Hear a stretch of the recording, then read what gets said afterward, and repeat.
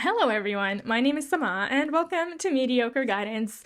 Today I wanted to have more of an informal chat on the topic of aging, which I think affects everyone, obviously, because the only two things guaranteed in life are taxes and death, but I wanted to put a more positive spin on aging because it's inevitable, and I think the way we view it and the outlook we have about our future as we get older is important, right? So let's do it.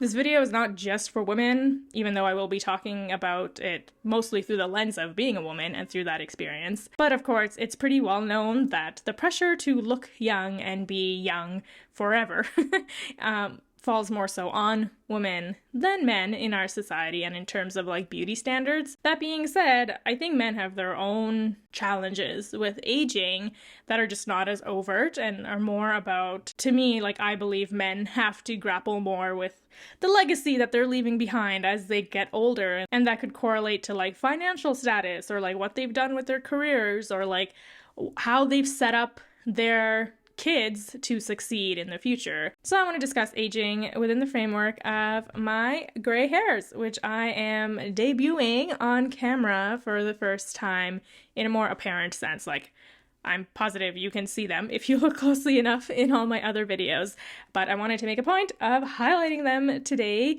And yes, this is a conscious choice. No, I have not let myself go just yet.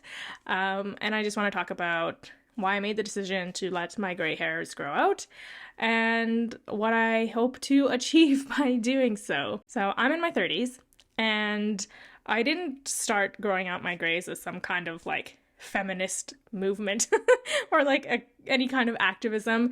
It honestly happened because it's really expensive to color all of these strands. I used to spend $300 after taxes and tips on getting my roots covered and blended into like these warm tone highlights that I have. I once was actually considering like getting my whole hair in general, the more like salt and pepper mix, to try and blend in my grays and like make it easier to transition.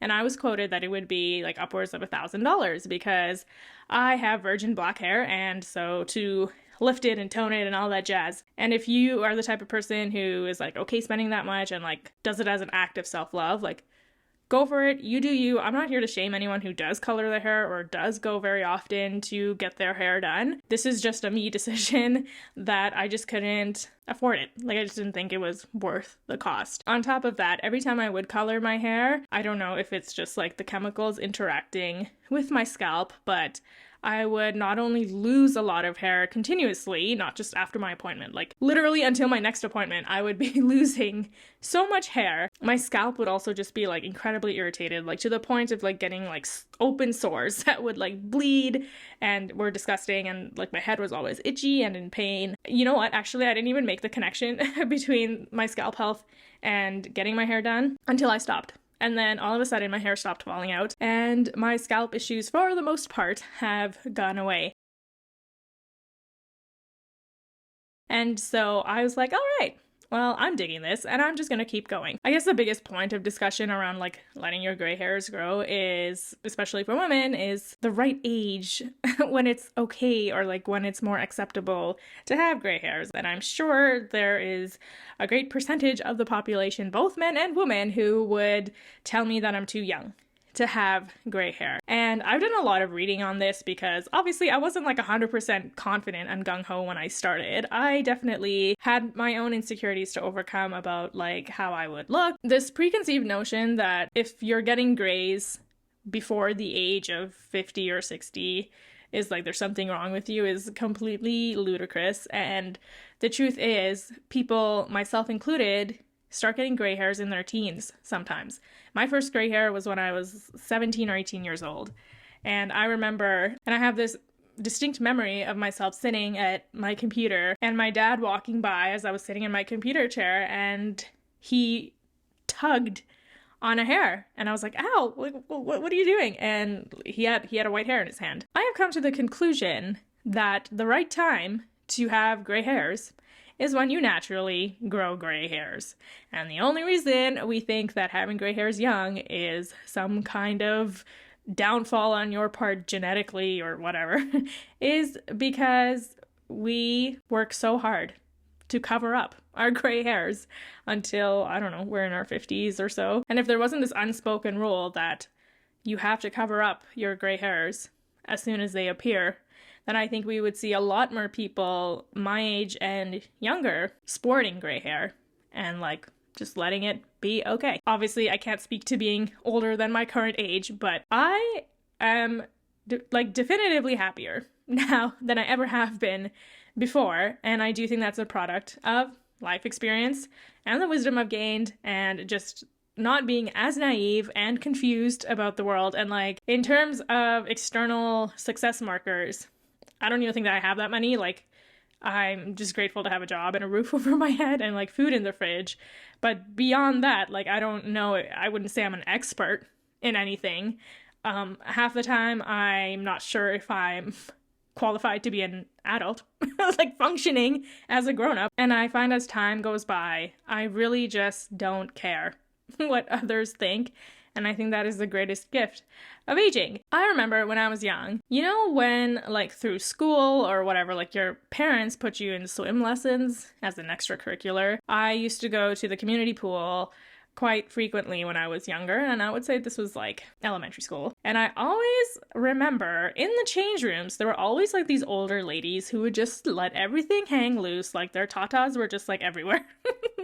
And they didn't care at all about covering themselves up with a towel, coming from an upbringing that emphasized like modesty and being polite. Like to me, being polite meant covering up my naked body when I was in a public change room. And I remember looking at these women and I'm like, how are they so confident? Because they weren't like hot supermodels. Like none of them had bikini bodies. Like they were just so free and comfortable. I now looking back on that, I'm like, that kind of makes sense. Like I feel like that is just the natural progression of what happens as you learn to live with yourself. And the more time that goes on, the more you become comfortable being in your own company and really not caring about the opinions of others. They've just had so much more time to sit with themselves and work through their inner demons. That only comes with time and with experience, right? You have to live each day as part of building your spiritual resume. And that can only come by living one day at a time. I also want to talk about this from a spiritual perspective. Like if we consider what our ancestors had to go through for us to be here and living in this day and age. And of course, we have our own challenges with the advent of technology that is leaps and bounds ahead of anything we've ever seen before in the past, and trying to navigate all that as relatively simple human beings. But if I think about all the struggles my ancestors had to go through, they were more concerned with like straight up survival, right? And I'm sure if they were to look down from the heavens and see me here, I come from an immigrant family, and so being able to live my life in a brand new country and really set myself up for success in ways that they never could have dreamed of, I would say that's a big win for them. And so you need to honor that about yourself, is that everyone who came before you, at some point in your lineage, there was struggle and there was extreme adversity to get to the point where you are. In the same way, every challenge that you go through will, from a spiritual perspective, help your soul to progress. And that, once again, comes with living out each day to its fullest. And that's what getting older can do for you. And lastly, I want to discuss how magnificent and beautiful it is to age. When we think about other things in nature that are incredibly valuable to us and that we revere across all cultures and societies, are things that have taken time to form in the hands of Mother Nature. So whether that's the big-ass redwood trees of California, or the Rocky Mountains here in Canada and the northern states, or the glaciers that have moved to carve out our landscape, that all took time. And so if I think about you being a masterpiece, a work of art, every day that passes, every year and decade that you go through, those are the strokes of paint that are being laid upon you, upon your canvas that is who you are. The more time progresses, the more of a masterpiece you become. If you struggle with how your body is decaying, to put it morbidly, we are subject to the forces of nature, gravity being one of them. So as things descend towards the ground on our bodies, it can be disheartening, right? But I also want you to think of it this way. My mom sent me a picture from probably about 5 years ago, and I looked at that photo and I was like, oh my goodness, I was so much skinnier. My skin was clearer, my eyes were brighter, my tail was bushier. And I remember, like, at that point in time, like, if I were to go back into the mind of past Sama, I did not really like myself at that point. Like, I didn't think I was skinny enough. I didn't think I was pretty enough. I'm sure now, if I took a picture of myself right now and looked at it 5 years from now, Sama, that's 5 years older, would look back at me and be like, oh wow, I was pretty. I looked great, maybe greater than I look right now. And so I want you to really appreciate where you are right now.